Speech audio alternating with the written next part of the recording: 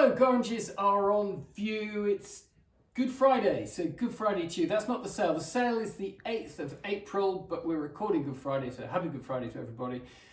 We've got a nice quiet sale room, except for the scaffolders outside, but anyway, we'll get to them later. So what have we got in the sale? This one.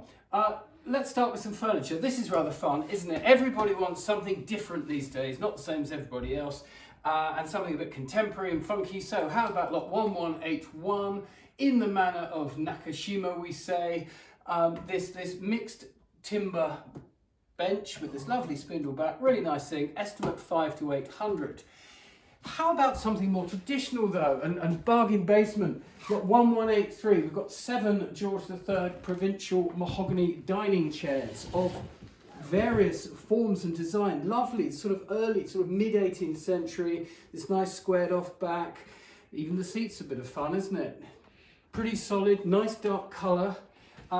If you want one to match it, then there's one over there, but also in the lot are various others in different, that's subtly different, a bit more rounded there, similar seats though, that the flow continues, and there's another model. But actually, isn't it rather fun for them all to be a bit different and the same but different? Quite cool that. Estimate, would you believe, 80 to 120, barely a tenner each. So well worth considering. And much more interesting than many other options. Sitting around a rather nice French farmhouse table. What's it made of? Looks like oak to me. We've got an end drawer, which is kind of fun. It's lot 1182, estimate 3 to 500. Over this way, not the easiest thing to sell to be honest, but this sort of Regency period mahogany bow front side cabinet. But look at these wonderful handles. Look at those. Acorn drop handles of considerable substance. Estimate 150 to 200, surely worth that. Lovely deep drawers, running very smoothly. Nice state of polish, not a bad thing. So there's a good start on the furniture. We'll wander around past this Victorian side cabinet or credenza, figured walnut, according to the sale room, or the ATG rather, the Gazette. Figured walnut is all the rage, so does it extend as far as Victorian furniture? They didn't mention that. They tended to deal with other things, the earlier bits and later bits. They sort of skip the Victorian era. Funny that. But 1177 is the number. And again, a bit dark, but pretty well ready to go, depending on how you like your antiques. But still, nice thing. Estimate 5 to 700. Seems sensible. Through this way, past the table and chairs that we sold on Monday, it did really well. About 2,500 for that lot. A good quality reproduction, but that's not available. These are available. 1173. So you've got a pair of late 20s, 1930s club type or bergère armchairs with the big squat claw and ball feet. What are you going to do with them? Jazz them up, put some lovely Keeling upholstery on them, get some funky cushions, and Bob's your uncle. There we go. We've saved you the trouble. They've been lived in a little bit of wear to them, but estimates 200 to 300 pounds. No money, and much more interesting than many other things. Carrying on down, this caught my eye. I looked across the room and thought, blimey, they've put a Dorothea Sharp in the sale, and perhaps they have. I don't know.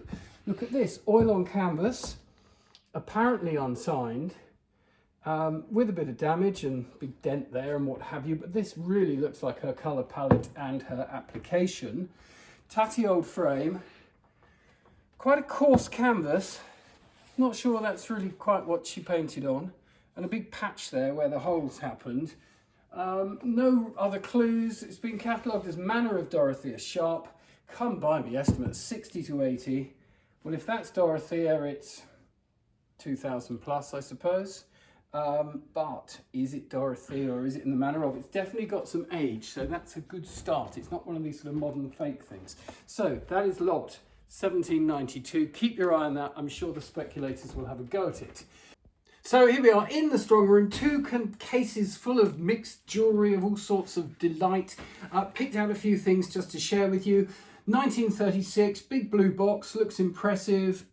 S. Smith and Son of Grand Hotel Trafalgar Square. There we go. Look at that. That rather splendid amethyst, gold and unusually white enamel necklace with matching earrings.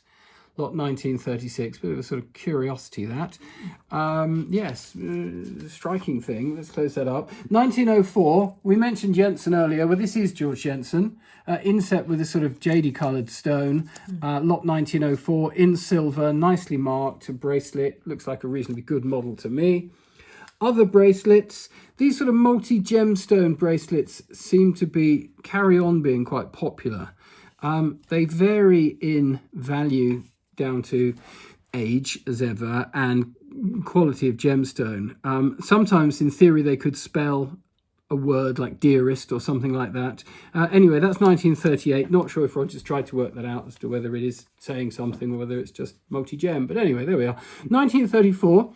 A little bit different. Amethyst and diamond ring of age. Nice claw setting.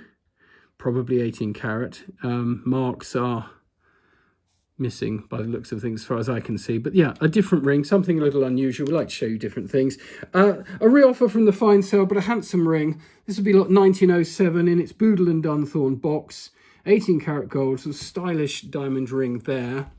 And then last of all in the jewellery, just a sort of another little curiosity, look, 1955, we get a pretty little turquoise and tiny diamond chipset gold ring, and with it, not quite matching, but along the same lines, this turquoise set bracelet.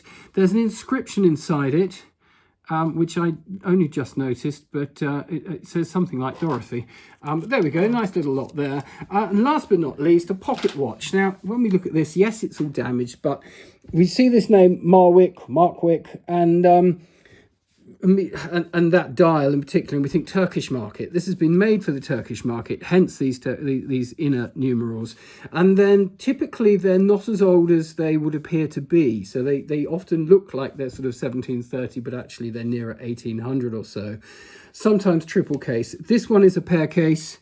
So we've got this sort of, I think it's horn with some added decoration in base metal. Open it up, out comes the inner case, as you can see, with this enamel dial that's properly smashed. But what's unusual about this is it's a repeater. And will it go? No, it's not going to go. There we'll have a word with it and line it up. One can tell because one opens it up and there's a bell inside. It's a bit of a clue. And then looking around the edge, you can see the hammers, and there are, I think we've got one hammer there and another hammer there. So that's going to be at least quarter repeating, because one hammer will bang the hours and the other hammer will bang the quarters, possibly minutes. Diamond, old rose diamond set to the cock. If we close it up so it's nice and firm, and I can hear it. Come on. Come on. I can hear it, it's bumping, but it's not pinging. So I heard at least 2 thumps. So it needs a little bit of attention, but it is trying. It's trying its very best. It's very trying. It's very trying. So there we go, a curiosity. That is lot 1989.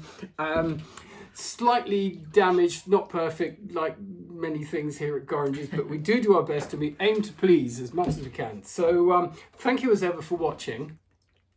Valuation day. And there's a valuation day coming up on the 6th of April, which will be next Saturday. If you're watching tomorrow, it's in a week's time. Saturday 6, 9 till 1, here at Gorringes in Lewes. Bring along whatever you want. We'll have a range of our specialists to have a look and advise. You can view the sale at the same time. And that's this sale we've just talked about. So what a wonderful combination of things to be done. We've got Sussex Coffee Trucks in the car park, and so they'll be offering coffee for people who are coming for valuations. You might get a coffee. Yeah. Tea? Well, you might say, wake up and smell the coffee. Yeah, wake up and smell the coffee. Sell this. Absolutely. So there we go. Come along to the valuation day. Come along and view the sale. And thank you very much for watching. And happy Easter. And happy Easter.